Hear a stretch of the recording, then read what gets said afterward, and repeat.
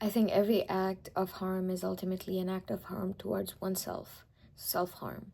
And in this video, I'm going to explain why I think so with the help of Buddhism.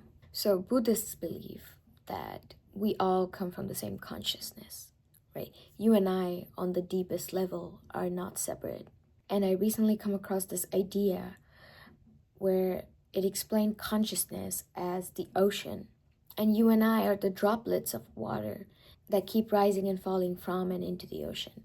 And the idea is that each individual droplet, when it rises, that signifies us being alive and having a life and experiencing the physical world. And when it falls back and becomes one with the consciousness, that's us, so-called, dying.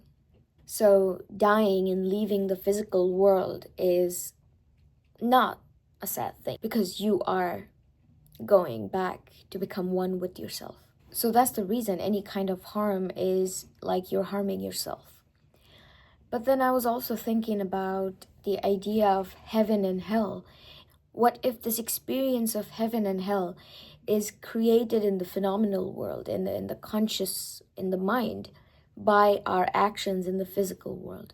So what if when we die and become one with consciousness, we end up feeling all the feelings that we have invoked in others, all the emotions that we have invoked in others, all the behavior and feelings that we have extended to others? What if we end up feeling all of that, and that is our heaven or hell? In the sense, hell cannot be a punishment imposed from the outside. It's something that is coming from the inside. And I think it makes total sense to me, because when we are angry at somebody or we have hard feelings for somebody, that feelings, I always notice, doesn't go anywhere. It stays inside of you. When you are angry about something, I don't remember who said this, but I think it is by Buddha. He said that being angry at somebody, let me just find it out actually. Let me just look it up. Buddha quote on anger. Yes, I found it. So he says that holding on to anger is like grasping a hot coal with the intent of throwing it at someone else. You are the one who gets burned. It makes me think how everything we think that we feel about others ultimately is never going anywhere else but staying inside of us, in our mind. We are feeling those emotions. So how can it be for somebody else? It's all for us. It's all our doing to ourselves. We are creating everything, making ourselves feel everything, and interacting with ourselves. It's just all you.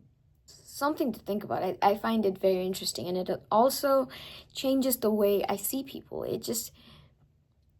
And especially when we observe how people around us mirror us, our behaviors, our subconscious beliefs, it becomes harder to not see others as just an extension of yourself.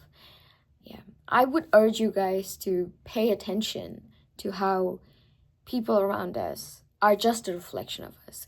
The way you think about what they think of you is the way they think of you and they treat you. It just, once you start seeing those patterns, it becomes harder to hold people accountable in a way, because you think, oh, this is my doing, which kind of confuses me.